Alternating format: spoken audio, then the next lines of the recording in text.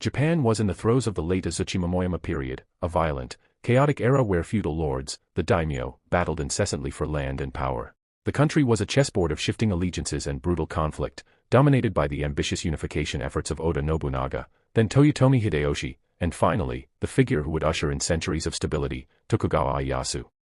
In such a crucible of warfare, martial skill was not merely a desirable attribute but a fundamental prerequisite for survival and advancement, particularly for those born into the samurai class. Musashi's own legend, like the era itself, began steeped in ambiguity and the raw, untamed energy of a nation forging a new identity through fire and steel. The constant warfare had honed the samurai ethos to a razor's edge, demanding not just courage but strategic acumen and an unwavering will to prevail.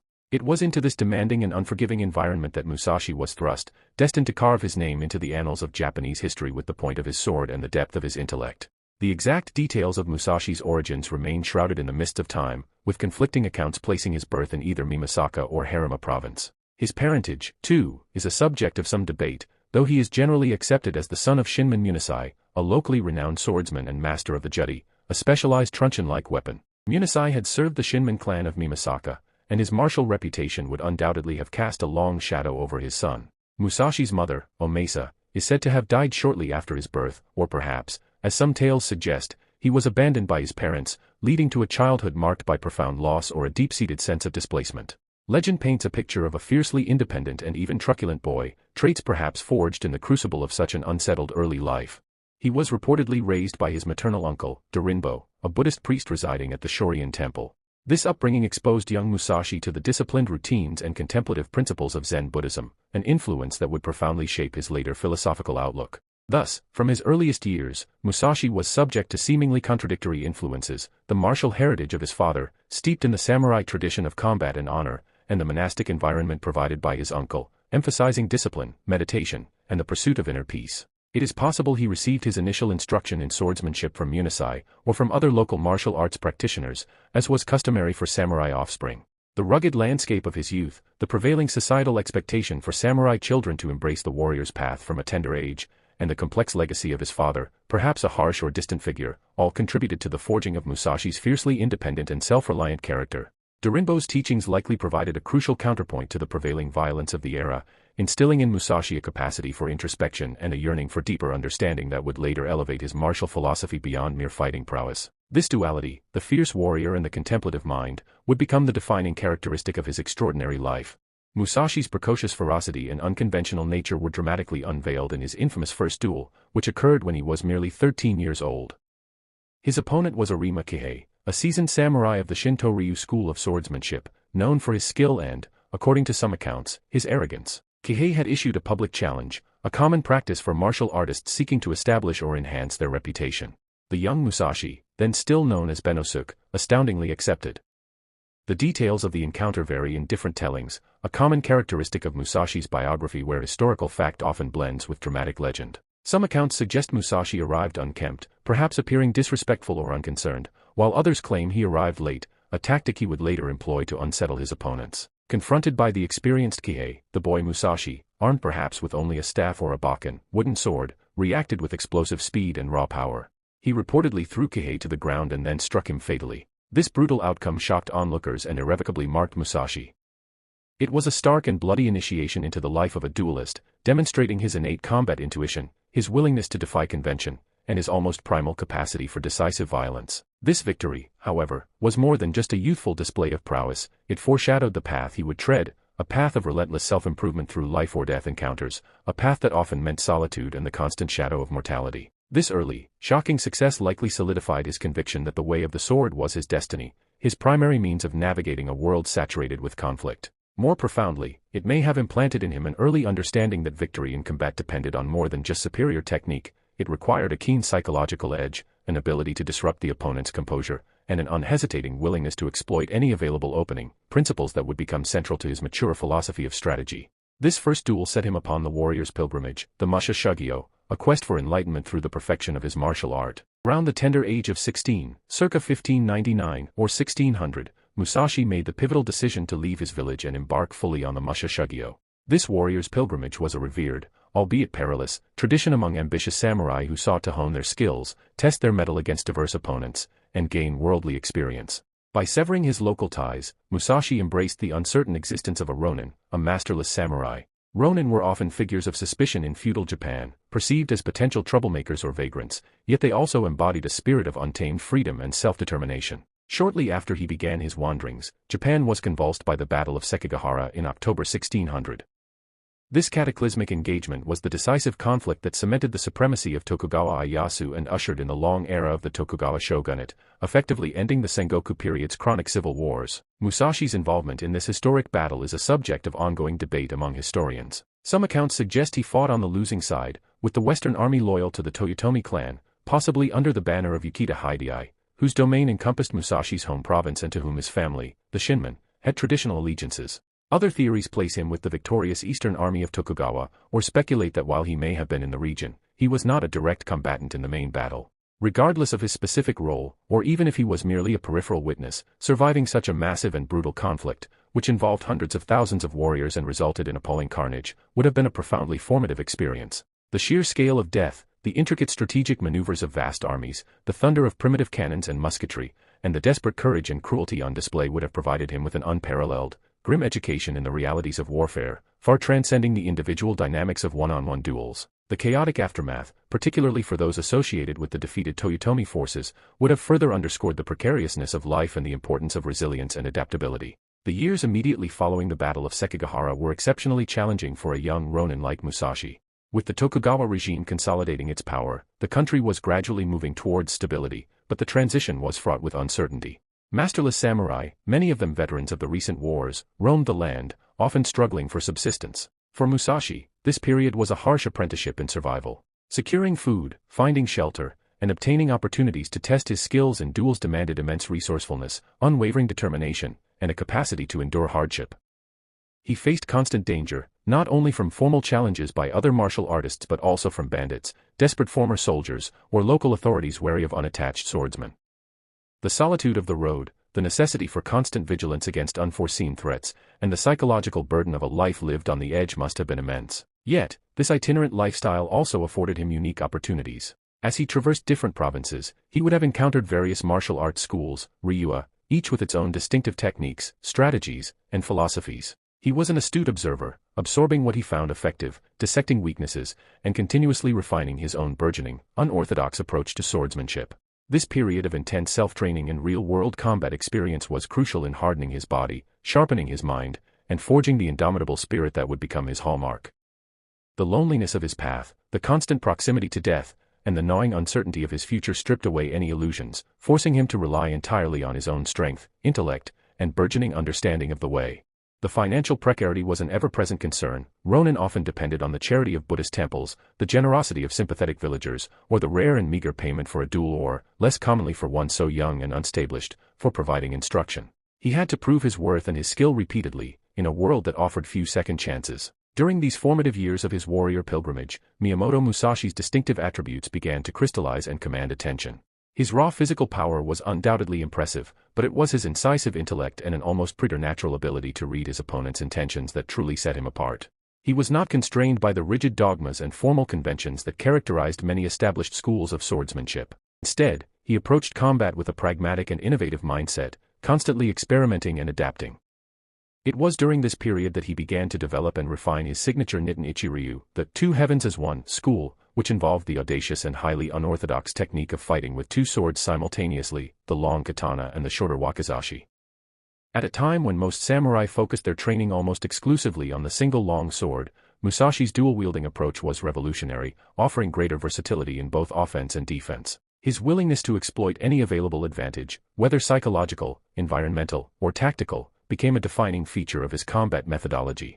He understood, perhaps more acutely than many of his contemporaries, that a duel was not merely a contest of technical proficiency but a profound battle of wills, a psychological chess match where disrupting the opponent's mental equilibrium was as crucial as a well-aimed strike. His fierce determination to remain undefeated, coupled with an insatiable desire to continuously perfect his art, drove him relentlessly forward. He actively sought out formidable opponents, viewing each encounter not as a pursuit of glory, but as an invaluable learning experience, a crucible in which to test his theories and hone his skills. His physical appearance was often described as rough and unkempt, a stark contrast to the more polished and formal presentation favored by many samurai from established clans or dojos. This unrefined exterior might have been a deliberate affectation, designed to project an image of untamed, unpredictable power, or it may simply have been the natural consequence of his arduous, itinerant lifestyle. Regardless, it often served to unsettle his more conventional adversaries. His early duels were frequently characterized by their brutal efficiency and decisive outcomes, rapidly building his reputation as a lethally effective swordsman. Crucially, he cultivated an extraordinary degree of mental fortitude, learning to master his own fear while projecting an aura of imperturbable calm and unwavering confidence, even when facing seemingly insurmountable odds or imminent danger. Around the year 1604, when Musashi was approximately 20 or 21 years of age, his Musha Shugyo led him to Kyoto, the ancient imperial capital and a vibrant hub for martial arts and culture. It was here that he would engage in a series of duels that would dramatically elevate his renown and solidify his reputation as one of Japan's most formidable swordsmen. With characteristic audacity, the young and relatively unknown Ronin issued a direct challenge to the prestigious Yoshioka school of swordsmanship. The Yoshioka clan had a long and distinguished history, having served as fencing instructors to the Ashikaga shogunate for generations, and their dojo was one of the most respected in the land. The head of the school at that time was Yoshioka Seijiro. A duel was arranged. In what would become a recurring and deliberate psychological tactic, Musashi arrived significantly late for the encounter, a calculated act of disrespect designed to fluster and anger his opponent.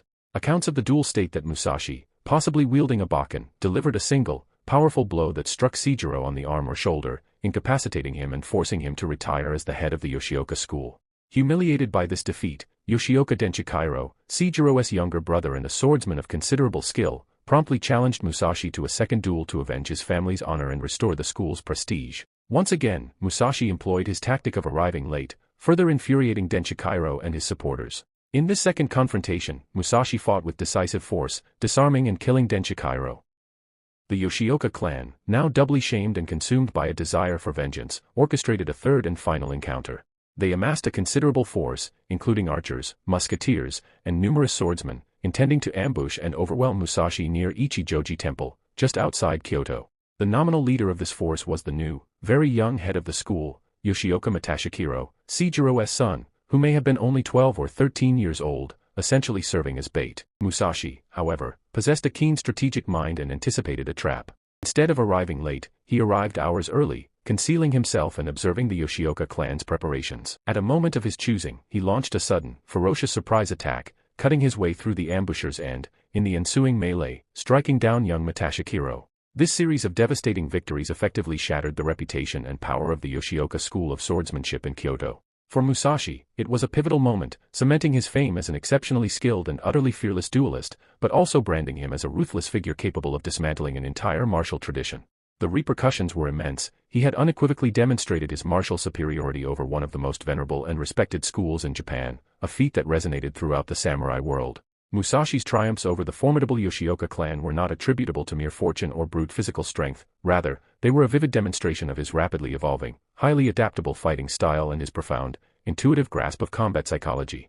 He paid meticulous, almost obsessive attention to Hyoshi, the Japanese concept of rhythm, timing, and cadence in combat. He firmly believed that disrupting an opponent's natural rhythm, their mental and physical equilibrium, was paramount to creating openings and seizing the initiative. His notorious late arrivals for duels were not simply acts of arrogance or poor timekeeping, they were carefully calculated psychological ploys, specifically designed to agitate his adversaries, to fill them with anxiety, frustration, or uncontrolled aggression, thereby clouding their judgment and impairing their performance. Musashi was an intensely keen observer of his opponents, scrutinizing their stance, their breathing patterns, the subtle shifts in their posture, and the almost imperceptible tells in their eyes, constantly searching for weaknesses or predictable patterns. His occasional use of a bakken, a heavy wooden practice sword, against opponents wielding live steel blades in life-or-death duels, was a testament to his supreme confidence, his extraordinary skill, and his understanding that the true weapon was the mind that guided the hand. Such a choice also carried a psychological weight, potentially unnerving an opponent accustomed to the deadly parity of steel on steel.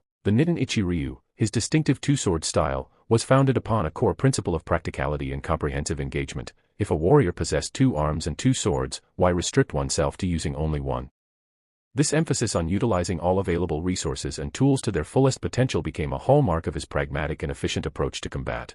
He increasingly emphasized Ken no Michi, the way of the sword, not merely as a collection of fighting techniques, but as a rigorous discipline, a path towards broader understanding and self-realization.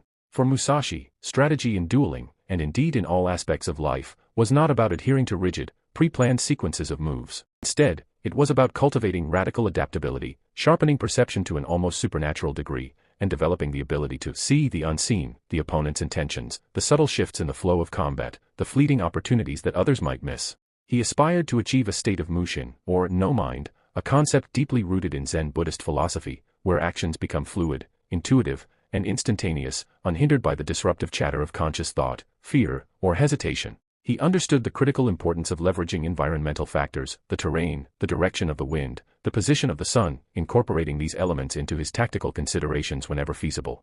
His strategic thinking was holistic, encompassing not just the physical execution of techniques, but also the meticulous mental and spiritual preparation that preceded any encounter, and a profound awareness of the dynamic interplay between himself, his opponent, and the surrounding environment. He began to perceive the universal applicability of these strategic principles, realizing they extended far beyond the confines of individual combat, a line of thought that would eventually culminate in his seminal work, The Book of Five Rings. Despite his rapidly escalating fame and the awe his martial prowess inspired, Miyamoto Musashi largely remained a figure of profound solitude throughout his extensive Musha Shugyo. He deliberately, and for a considerable period, avoided establishing formal, long-term allegiances to any single daimyo or committing himself to the rigid structure of a particular martial arts school. This unwavering independence afforded him the precious freedom to travel as he pleased, to issue challenges to whomever he deemed a worthy opponent, and to develop his unique art of swordsmanship without external constraint or doctrinal interference. However, this chosen path of autonomy inevitably entailed a life characterized by constant insecurity, potential isolation, and the absence of a stable social or financial support system.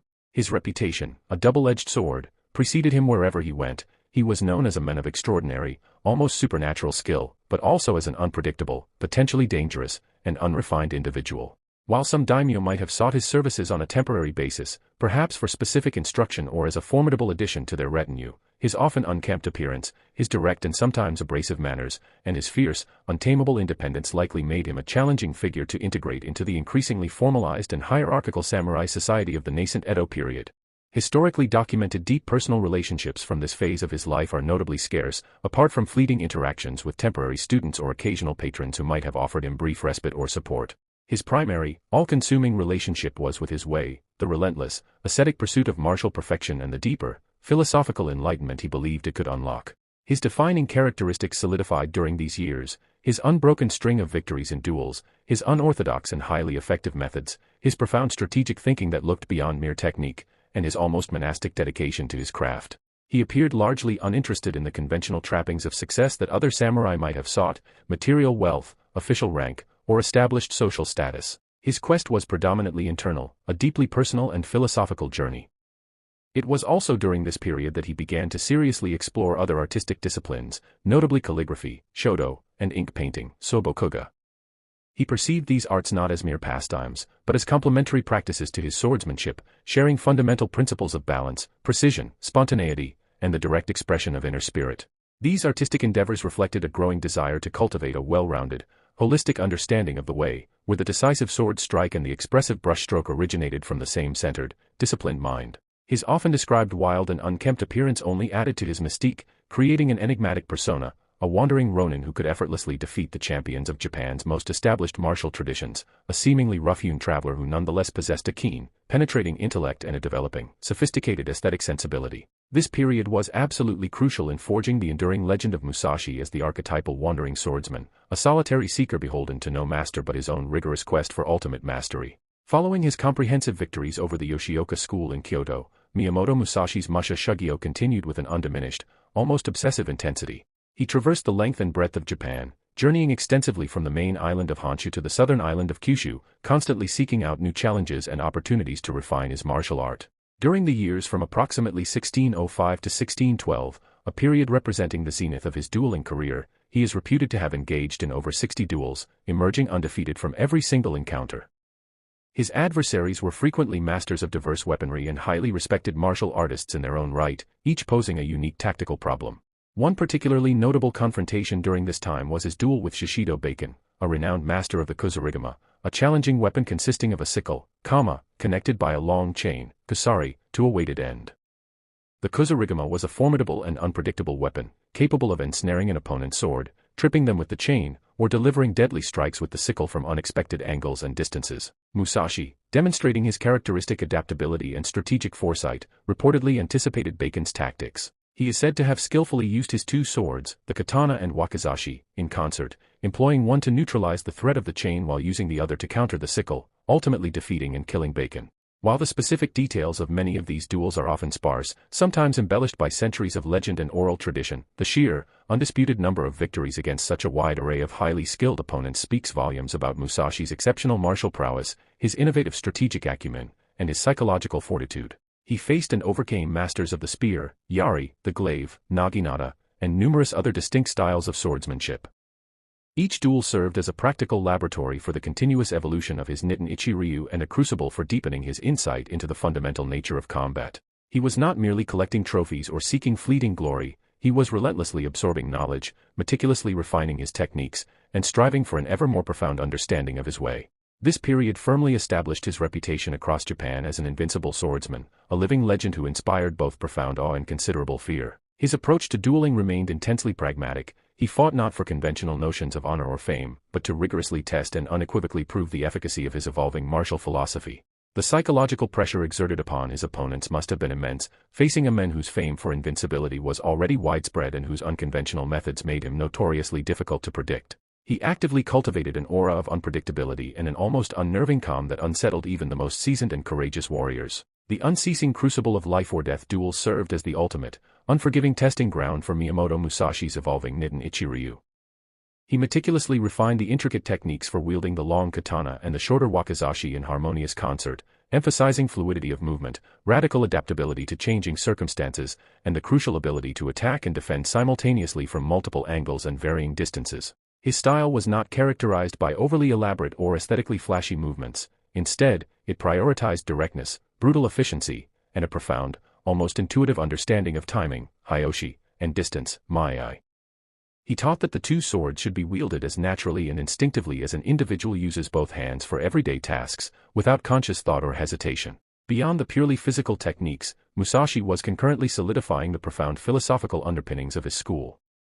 The very name, Niten Ichi-Ryu or Two Heavens as One, implied a deep harmony and integration of seemingly disparate forces, a fundamental balance that he believed extended beyond the realm of combat to encompass all aspects of life itself. It was during these intense years of solitary wandering and unwavering focus on the martial arts that Musashi also likely deepened his engagement with other artistic disciplines, which he saw as integral to his overall development.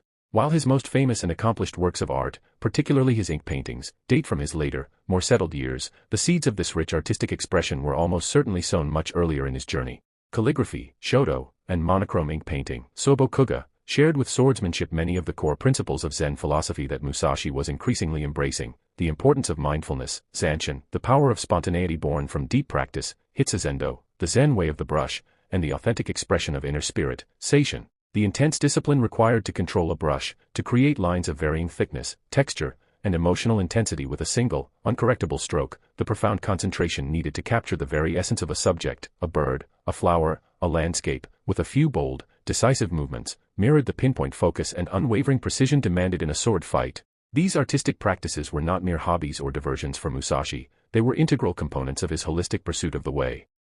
They provided alternative, yet complementary, avenues for cultivating the same mental clarity, spiritual equilibrium, and readiness of mind that he sought in combat. He perceived the underlying principles as universal, a rigorous mastery of fundamental technique leading inexorably to a liberating freedom of expression, a highly disciplined mind achieving a state of effortless, intuitive action. Even the seemingly mundane preparatory acts associated with these arts, the careful grinding of the ink stick, the deliberate selection and preparation of the paper, the ritual of centering oneself before lifting the brush, could be profound meditative practices, reinforcing the calm, focused, and adaptable mind that was absolutely essential for a swordsman of his caliber. This holistic development, the integration of warrior, artist, and philosopher, was central to his evolving and increasingly sophisticated understanding of what it meant to be a true master of the way. Miyamoto Musashi's unbroken string of victories and his increasingly formidable, even terrifying, reputation carried with them a complex array of consequences. On one hand, his unparalleled success brought him a unique and widespread, albeit somewhat notorious, fame throughout the provinces of Japan. On the other hand, this very renown often led to a deepening of his social isolation. Potential opponents, hearing of his unbeaten record and his ruthlessly efficient methods, might have become exceedingly cautious, perhaps even choosing to avoid confronting him altogether. This, ironically, could have deprived him of the high-level challenges he actively sought as a means for continued growth and the further refinement of his martial art. Some powerful daimyo, while perhaps respecting his skill, might also have been wary of associating too closely with such an untamable, fiercely independent, and potentially disruptive figure. This was particularly true as the Tokugawa shogunate progressively consolidated its authority across Japan, seeking to impose a greater degree of social order, conformity, and centralized control, conditions which were not always compatible with the spirit of a freewheeling ronin like Musashi. The life of a duelist, even one as extraordinarily successful as Musashi, was inherently precarious, often solitary, and devoid of the stable social networks and material comforts enjoyed by samurai in established service. While Musashi consistently projected an image of supreme self-sufficiency and an unyielding independence, it is highly plausible that he experienced periods of profound introspection, perhaps even a degree of existential angst, regarding the violent and blood-soaked path he had so resolutely chosen. The mere accumulation of victories, the endless cycle of challenge and conquest, might have begun to feel inherently insufficient or hollow to a mind as reflective and intelligent as his.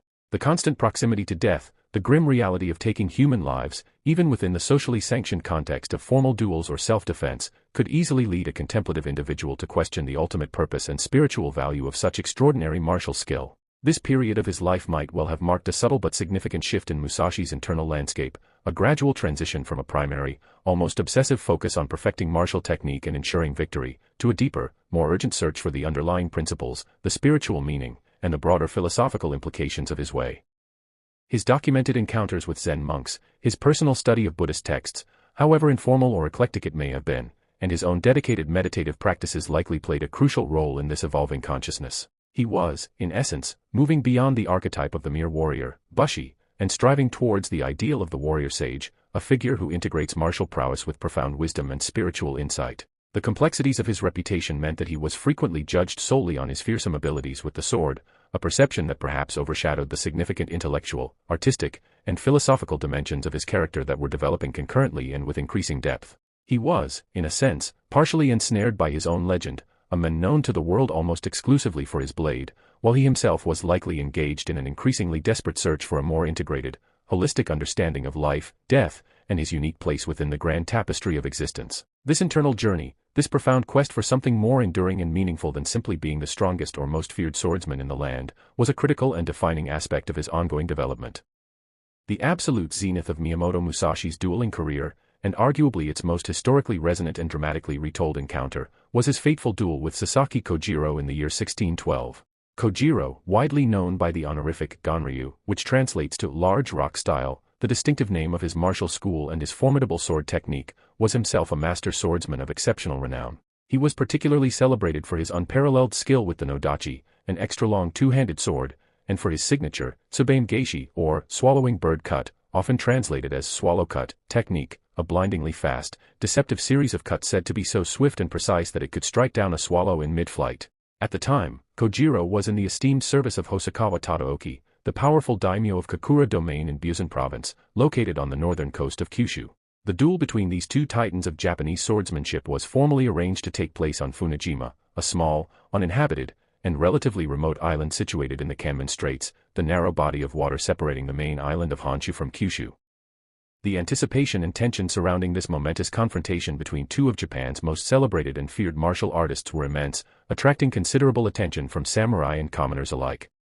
Musashi, ever the master of psychological warfare, true to his established form, meticulously orchestrated his arrival. He arranged for a local fisherman to transport him to the island, and legend vividly recounts that he either deliberately overslept or intentionally delayed his departure, ensuring that he would arrive significantly, even outrageously, late for the appointed time. This calculated tardiness served to infuriate the proud Sasaki Kojiro and the numerous officials and witnesses who had assembled on the island, heightening the psychological pressure on his opponent. When Musashi finally disembarked onto the shores of Funajima, his appearance was reportedly disheveled and unkempt, perhaps even disdainful. Instead of carrying his customary pair of swords, he was armed only with a single, oversized wooden sword, bakken. According to enduring legend, he had hastily carved this unconventional weapon from a spare or during the boat journey to the island, making it notably longer than Kojiro's already lengthy nodachi. This improvised weapon not only gave Musashi an unexpected reach advantage but also likely served to further unsettle Kojiro, who would have anticipated a traditional duel fought with finely crafted steel blades. The duel itself, by most accounts, was shockingly brief and brutally decisive. Kojiro, purportedly enraged by Musashi's flagrant tardiness, his disrespectful appearance, and his unorthodox choice of weapon, rushed to attack, perhaps hoping to overwhelm Musashi quickly with his famed Tsubame Geishi. Musashi, however, with his preternatural sense of timing, his acute perception of distance, and his imperturbable calm, expertly parried or evaded Kojiro's lightning-fast technique. He then delivered a single, devastating blow to Kojiro's head or ribs with the heavy wooden ore sword, striking him down and killing him on the spot. In the aftermath of this legendary encounter, Funajima was renamed Ganryujima in honor of the vanquished Sasaki Kojiro, a testament to his status and the significance of the duel. This conclusive victory over such a highly skilled and formidable opponent unequivocally solidified Miyamoto Musashi's status as Japan's preeminent and arguably invincible swordsman. However, the experience of this duel, and the act of taking the life of another master, also reportedly had a profound and lasting impact on Musashi himself, prompting a period of deep reflection. The duel with Sasaki Kojiro on Ganryujima, while representing the absolute pinnacle of Miyamoto Musashi's martial achievements as a duelist, is frequently cited by historians and biographers as a crucial turning point in his life and philosophical development. At the time of this fateful encounter, he was approximately 28 or 29 years old. According to his own reflective writings in Go-Rin no Sho, the Book of Five Rings, composed much later in his life, after carefully contemplating his long string of victories, he came to a sobering realization. He understood that his triumphs were not always solely attributable to a complete and perfect mastery of strategy or a demonstrably superior understanding of the way. Sometimes, he acknowledged, factors such as luck, an opponent's lack of adequate preparation, specific environmental circumstances, or even an adversary's momentary lapse in judgment had played a role. This humble and honest self-assessment led Musashi into a period of even deeper introspection and precipitated a discernible shift in his approach to his martial art and his life's purpose. It is widely reported that after the Kojiro duel, he effectively ceased actively seeking out duels for the purpose of killing his opponents, or engaging in duels for sport or reputation, though he would undoubtedly continue to defend himself vigorously when attacked or unavoidably challenged. His personal quest began to transform, moving away from the external validation derived from battlefield victories towards the attainment of a more profound, internal understanding of his art, its ethical implications, and its intricate connection to the broader, universal principles of life and existence. It was around this transformative period, or shortly thereafter, that Musashi made the significant personal decision to adopt a son, Miyamoto Iori. The exact parentage of Iori is somewhat obscure. He may have been the son of one of Musashi's acquaintances or possibly a distant relative. Adopting an heir was a momentous step for a man who had lived such a solitary and itinerant life.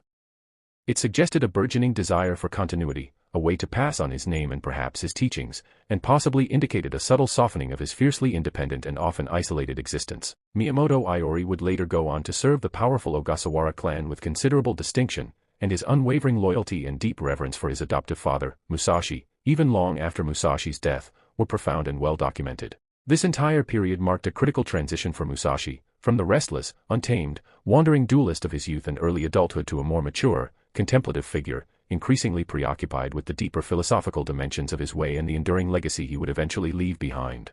He began to dedicate more of his time and energy to teaching, though often informally and to a select group of disciples, and to his artistic pursuits, seeking to express his evolving understanding of the way through multiple creative mediums. The fierce, almost raw intensity of his earlier years was now being channeled into a more reflective, constructive, and ultimately, more enduring path. This internal conflict, the consummate warrior grappling with the moral and spiritual implications of his violent past while simultaneously striving for a more enlightened and meaningful future, added a rich, compelling layer of complexity to his already legendary character. He sought not just to confirm that he won, but to deeply understand why he won, striving for a level of comprehensive mastery that transcended mere technical skill and embraced the totality of human experience. In the years 1614 and 1615, the fragile peace that Tokugawa Ieyasu had painstakingly established across Japan was violently shattered by the Osaka campaigns. These campaigns represented a final, desperate, and exceedingly bloody confrontation between the nascent Tokugawa shogunate and the formidable forces loyal to Toyotomi Hideyori, the young son and heir of the late Toyotomi Hideyoshi.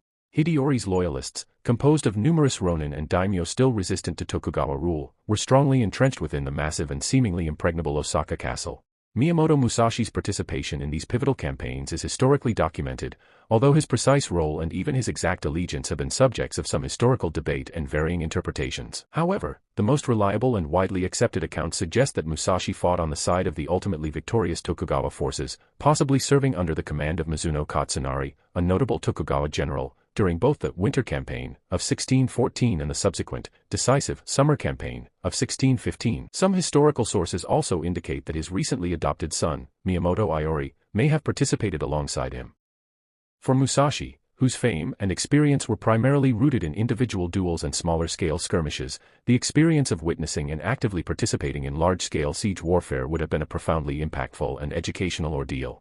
The sheer, overwhelming chaos of battle, the immense scale of human carnage involving tens of thousands of samurai, ashigaru, foot soldiers, and armed peasants, the deafening roar of cannons and matchlock muskets, and the intricate strategic complexities of maneuvering vast armies, constructing siege works, and conducting assaults on formidable fortifications. All of this would have offered him entirely new and expanded perspectives on the nature of conflict and the art of strategy. While his legendary reputation rested upon his unparalleled skill in personal combat, the Osaka campaigns would have exposed him directly to the broader dimensions of military science, likely reinforcing and expanding the sophisticated principles of strategy that he was already independently developing through his own unique experiences and reflections. It was also a brutal and undeniable reminder of the evolving nature of warfare in Japan. Individual heroism and swordsmanship, while still highly valued, were increasingly being overshadowed by the decisive impact of organized military power, disciplined formations, logistical superiority, and the growing importance of firearms. Surviving these devastating campaigns, which resulted in an enormous loss of life, the utter destruction of Osaka Castle, and the final, unequivocal consolidation of Tokugawa rule over all of Japan, would have been another significant and sobering life experience for Musashi. This conflict marked the definitive end of the Sengoku, warring states, period's chronic, widespread warfare and ushered in the long, unprecedented era of relative peace and stability known as the Edo period.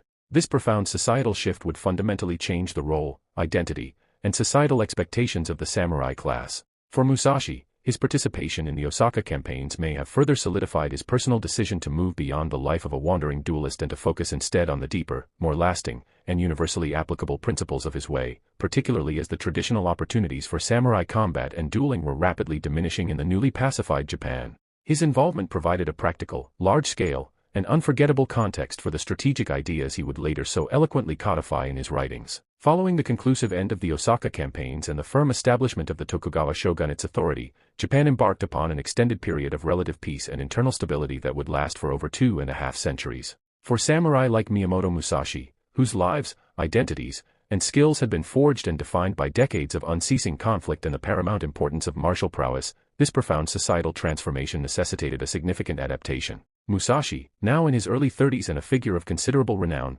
gradually transitioned from the persona of the wandering, challenge-seeking duelist to that of a respected master, increasingly sought after for his profound wisdom, strategic insights, and artistic talents, though he never fully relinquished his independent spirit or settled permanently in one location until his final years.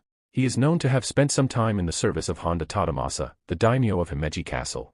During this period, Musashi may have been involved in supervising castle construction or renovation projects, given his documented interest in craftsmanship and design, or he may have served as an advisor on martial matters and the training of retainers. Later, and perhaps more significantly in terms of his personal development and the future of his legacy, he entered into a relationship with the Ogasawara clan, initially under Ogasawara Tadazane, who was the daimyo of Akashi domain and later transferred to the larger and more prosperous Kakura domain in Kyushu. It was during his association with the Ogasawara that his adopted son, Miyamoto Iori, began his own distinguished career, eventually rising to a position of considerable trust and prominence as a loyal retainer of the clan. Musashi himself, however, appears to have maintained a somewhat unique status within these arrangements, often acting more as an honored guest, a respected advisor, or a master in residence rather than a regular, salaried vassal bound by the strict daily duties and rigid protocols expected of typical samurai retainers. This more flexible arrangement undoubtedly suited his fiercely independent nature and his lifelong aversion to excessive constraint. Throughout this period, Musashi's focus increasingly turned inwards, towards the meticulous refinement, profound articulation, and systematic codification of his unique martial philosophy, which he referred to as Heiho or Hyoho, strategy, or the art of war. He continued his dedicated practice of Zen meditation, which provided him with mental clarity and spiritual grounding, and he devoted ever more time to his artistic pursuits, including ink painting, sobokuga, and calligraphy, shodo, which became more prolific and sophisticated during these mature years. His paintings, often depicting classic Zen subjects such as predatory shrikes, powerful dragons, or the enigmatic figure of Daruma, Bodhidharma, the founder of Zen Buddhism, are characterized by their bold, minimalist style, their dynamic energy, and a profound sense of vitality, reflecting the same core principles of directness, essentiality, and captured movement found in his swordsmanship. He diligently sought to understand and to teach the way not merely as a finite set of fighting techniques or tactical ploys, but as a comprehensive, holistic approach to life itself, one whose principles were universally applicable to any endeavor requiring discipline, strategic foresight, unwavering resolve, and deep insight. This period witnessed the full maturation of his Zen-influenced worldview, a perspective wherein the dedicated mastery of any art form, be it swordsmanship, painting, calligraphy, or even a craft like woodworking, was seen as a legitimate and powerful path to self-realization and an intuitive understanding of universal, underlying truths. He began to systematically formulate the complex ideas, hard-won insights, and unique perspectives that would eventually coalesce into his timeless masterwork, Go-Rin no Sho, the Book of Five Rings. In the year 1640, when Miyamoto Musashi was approximately 56 years of age, he accepted a significant invitation from Hosokawa Tadatoshi, the influential and highly cultured daimyo of Kumamoto Domain, located in Higo Province on the island of Kyushu. Hosokawa Tadatoshi was not merely a powerful feudal lord, he was also a noted patron of the arts, a student of philosophy, and a man deeply interested in martial traditions and strategic thought. He held Musashi in high esteem and provided him with generous patronage, a comfortable living, and a respected position within his domain. It was under the supportive patronage of the Hosokawa clan that Musashi would spend the final, highly productive years of his life. By 1643, Musashi, acutely aware of his advancing age and sensing his own mortality as his physical health began to noticeably decline, made a deliberate choice to retreat from the world. He withdrew to a secluded cave on the slopes of Mount Kinpu, a place known as Ryugando, the Spirit Rock Cave. There, in profound contemplative solitude, surrounded by the stark beauty of nature, he dedicated his remaining energy and intellectual focus to the monumental task of writing down the distilled essence of his life's accumulated learning, his unique insights into strategy, and the core principles of his school of swordsmanship, Nitten Ichiryu. This extraordinary work, Go-Rin no Sho, the Book of Five Rings, was meticulously composed and finally completed in the early months of 1645, just a few short weeks before his death. The book was formally addressed to his principal and most trusted student, Tereo Maganojo, but it was clearly intended as a far-reaching legacy, a profound gift of wisdom for future generations of warriors, strategists, and seekers of the way. Go-Rin no Sho is far more than a mere technical manual of sword techniques or a simple collection of battlefield anecdotes. It is a profound and multifaceted treatise on strategy in its broadest sense, encompassing combat psychology, leadership, the philosophy of the warrior, and the art of navigating conflict in any domain. The work is ingeniously structured into 5 books or scrolls, their titles corresponding to the 5 elemental manifestations of Buddhist cosmology: earth, water, fire, wind, and void. The Earth Scroll, Chi no Maki, lays the essential groundwork, meticulously discussing the fundamental principles of the way of strategy, the importance of directness and practicality in all endeavors, and the need for a thorough understanding of one's craft. The Water Scroll, Sui no Maki, delves into the specific techniques and spiritual attitudes of Musashi's Nitten Ichiryu, emphasizing the paramount virtues of flexibility, adaptability, and fluidity, much like water which effortlessly takes the shape of its container. The Fire Scroll, Ka no Maki, deals with the intense heat and dynamic variables of battle, discussing tactics applicable to both large-scale engagements and individual duels, focusing on seizing the initiative, understanding timing, controlling the rhythm of conflict, and psychologically overwhelming the opponent. The Wind Scroll, Fu no Maki, offers a critical analysis and insightful critique of the perceived flaws, limitations, and narrow doctrinal focuses of other contemporary martial arts schools, thereby highlighting the unique strengths, comprehensiveness, and pragmatic effectiveness of Musashi's own approach. Finally, the Void Scroll, Ku no Maki, transcends mere technique and tactical considerations, discussing the ultimate state of understanding where the way becomes entirely natural, intuitive, and seamlessly integrated into one's being, a state of no mind, mushin, or profound enlightenment, where action flows effortlessly from a place of deep stillness and perfect clarity. The arduous act of writing Go-Rin no Sho represented the true culmination of Miyamoto Musashi's lifelong, relentless quest for mastery, a definitive resolution of his profound internal search for meaning, and a carefully crafted vehicle for the enduring transmission of his hard-won, experiential wisdom. As Miyamoto Musashi painstakingly composed Go-Rin no Sho within the austere confines of the Ryugando cave, his physical health was unmistakably failing. He was suffering from what modern medical historians believe to have been thoracic cancer, a condition that would have caused him considerable pain and progressive weakness. Despite this debilitating physical decline, he poured every ounce of his remaining vital energy and unwavering mental focus into completing his magnum opus, driven by a profound desire to ensure that his unique understanding of strategy and the martial way, forged over a lifetime of conflict and contemplation, would not perish with him. During his final years residing in Kumamoto under the patronage of the Hosokawa clan, he continued to teach a select and dedicated group of students. Among these, Tereo Maganojo distinguished himself as one of his most loyal and capable disciples. It was to Maganojo that Musashi entrusted the precious original manuscript of Go-Rin no Sho, along with the responsibility of preserving and transmitting its teachings. Another important student during this period was Hosokawa Mitsuhisa, who was Lord Tadatoshi's son and his successor as daimyo of Kumamoto.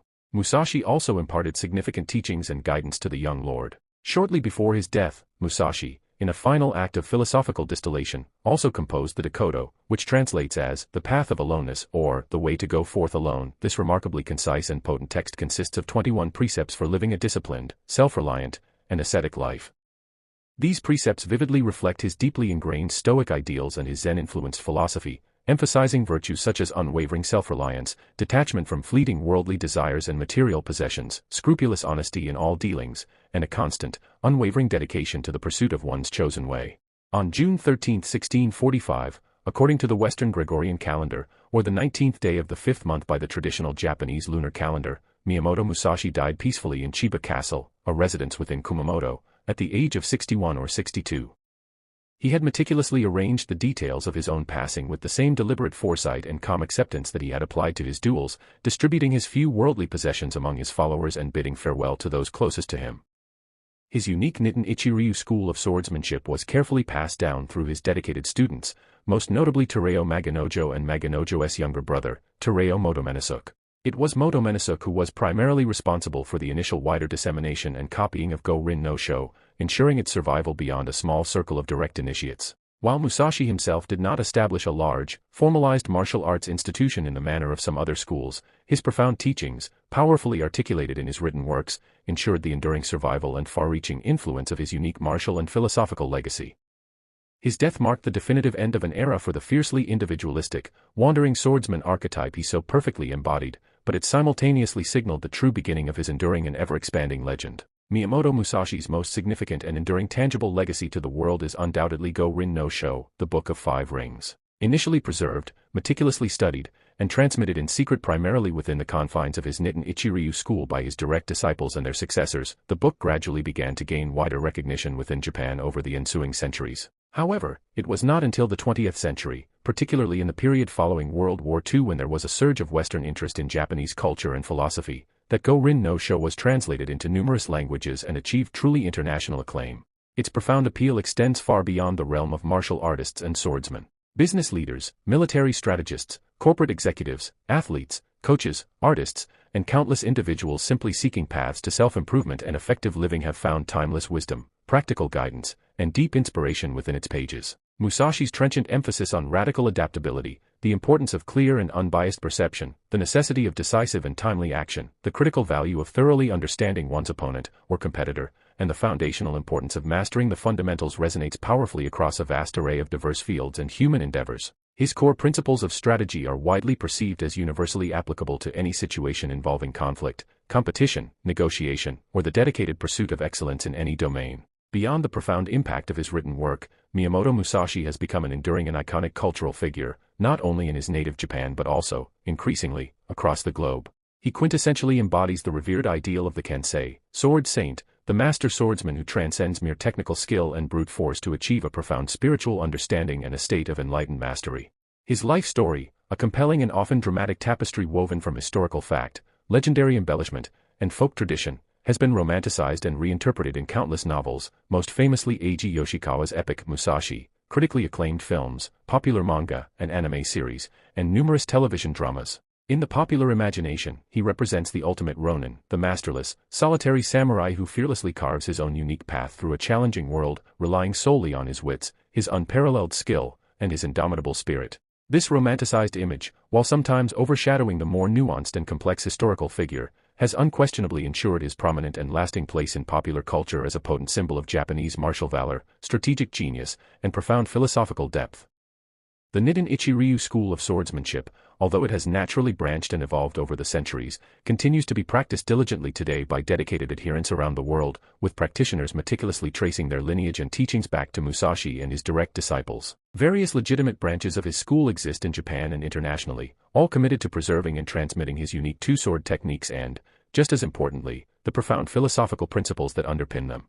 Furthermore, his surviving artistic works, particularly his striking monochrome ink paintings such as Kaboka Maigakizu, Shrike on a Withered Branch, and Hote Walking, are treasured as masterpieces of Zen art, offering further compelling evidence of the remarkable breadth of his mastery and the interconnectedness of his diverse talents. Miyamoto Musashi's life was an extraordinary and arduous odyssey, a relentless, lifelong pursuit of ultimate mastery, not only in the demanding art of swordsmanship but also, and perhaps more profoundly, in the intricate and challenging art of living itself. Born into an era of profound social upheaval and endemic violence, he navigated the treacherous and unpredictable currents of late feudal Japan with courage, cunning, and an unwavering resolve, forging his formidable identity and his unique philosophical way through the crucible of countless trials and more than 60 historically documented, undefeated duels. His remarkable personal journey, from a fierce, seemingly untamed youth with a precocious talent for combat to a wise, deeply reflective, and articulate sage in his later years, encapsulates a profound and inspiring narrative of personal evolution and self-realization. What truly set Musashi apart from his contemporaries, and indeed from most martial artists throughout history, was not just his unparalleled martial skill and his unbroken record of victories, but his ceaseless, intellectually rigorous effort to understand the fundamental principles underlying that skill and to integrate them into a comprehensive, coherent, and universally applicable philosophy of life. He demonstrated with compelling clarity that true mastery of any discipline, be it martial, artistic, or intellectual, requires not only years of rigorous training and the attainment of technical proficiency but also deep introspection, sophisticated strategic thinking, a capacity for objective self-assessment, and an unwavering, lifelong commitment to continuous self-improvement. The dynamic interplay of exceptional martial prowess and profound spiritual depth is absolutely central to understanding Musashi's enduring legacy. He was not a mere brute or a mindless killing machine, he was a profound thinker, a gifted artist, and a dedicated philosopher who, through the intense and often brutal crucible of combat, sought and ultimately found a path to enlightenment. His deep and sustained engagement with Zen Buddhism provided him with a practical framework for cultivating the extraordinary mental discipline, the imperturbable calmness, and the intuitive awareness that were not only necessary to prevail in life or death situations but also essential for perceiving the deeper, often hidden, truths of existence. The Go-Rin no Sho stands as an eloquent and powerful testament to this remarkable synthesis of action and contemplation, offering highly practical advice on strategy and tactics alongside profound, timeless insights into the nature of the way. Musashi also perfectly embodies the Ronin ideal in its most potent and aspirational form. As a masterless samurai, he represented a spirit of fierce, uncompromising independence and an almost heroic self-reliance. He consciously rejected the often stifling constraints of conventional feudal society and the illusory security offered by established institutions in order to follow his own arduous, self-determined path, a path defined by constant challenge, unceasing learning, and relentless self-discovery. In an era when the samurai class was undergoing a profound transformation, gradually shifting from active warriors to peacetime administrators and bureaucrats, Musashi remained steadfastly true to the martial core of the traditional samurai ethos. Yet, he ingeniously adapted this ethos to a rapidly changing world by emphasizing the enduring importance of strategy, philosophy, and personal development over the mere utility of battlefield combat skills. His enduring uniqueness lay in his extraordinary ability to perceive, articulate, and codify his vast experiential wisdom into a timeless and accessible guide, thereby ensuring that his profound understanding of the way would transcend his own lifetime and the specific historical and cultural context of 17th-century feudal Japan. He showed, through his life and his writings, that the fundamental principles of strategy, self-mastery, and the pursuit of excellence are indeed enduring, universal, and eternally relevant. Miyamoto Musashi's ultimate and most enduring victory was not achieved on the blood-soaked sands of Funajima against Sasaki Kojiro, nor was it sealed in the systematic dismantling of the prestigious Yoshioka school in Kyoto. Instead, it was forged in the profound, contemplative quietude of the Ryugando cave, where, in his final years, he painstakingly distilled a lifetime of relentless striving, brutal conflict, and deep reflection into the timeless, crystalline wisdom of the Book of Five Rings. His legacy, therefore, is not merely that of an undefeated swordsman, a figure of legendary martial prowess, but that of a profound and original thinker who diligently sought, and ultimately found, universal principles through the disciplined and unwavering pursuit of a chosen, albeit perilous, path. The evocative image of the solitary warrior, often depicted as unkempt and fiercely independent, yet possessing a razor-sharp intellect, an indomitable spirit, and a deep, surprisingly refined artistic sensibility, continues to captivate the imagination and inspire individuals across cultures and generations. Musashi's life reminds us that the journey to true mastery in any field is invariably arduous, often profoundly lonely, and demands unwavering dedication, courageous self-assessment, and a steadfast willingness to confront our deepest fears and inherent limitations. Yet, his story also powerfully demonstrates that such a demanding path can lead to profound insights, a unique clarity of purpose, and a sense of fulfillment that transcends the mundane concerns of ordinary existence. Musashi's teachings on strategy, his emphasis on understanding the rhythm of things, Hiyoshi, on the necessity of radical adaptability, on the critical importance of maintaining a calm, clear, and unbiased mind, remain as strikingly relevant and practically applicable today as they were in the complex, hierarchical society of 17th-century Japan. Whether one faces a formidable business competitor, a daunting artistic challenge, a complex personal struggle, or any other form of conflict or adversity, his pragmatic, insightful, and experience-based guidance offers a coherent and effective way forward. He demonstrated through his actions and his words that the highest form of martial art, and indeed any art, is not ultimately about aggression, domination, or destruction, but about achieving an internal state of harmony, balance, and clarity from which effective, appropriate, and ethically sound action naturally and effortlessly flows. In the end, Miyamoto Musashi, the peerless duelist and wandering seeker, found his most lasting and meaningful peace not in the mere absence of external conflict, but in the profound, hard-won understanding of its intricate nature and, through that deep understanding, the ultimate mastery of himself. His extraordinary story stands as a powerful and enduring testament to the boundless human capacity for growth, resilience, unwavering focus, and the timeless, universal quest for enlightenment through dedicated practice and an unyielding commitment to one's chosen way. His formidable shadow, long and sharp as a finely honed blade, falls across the landscape of history, not as a grim harbinger of death and destruction, but as a luminous emblem of a life lived with extraordinary intensity, profound purpose, and an unyielding, inspiring commitment to the way.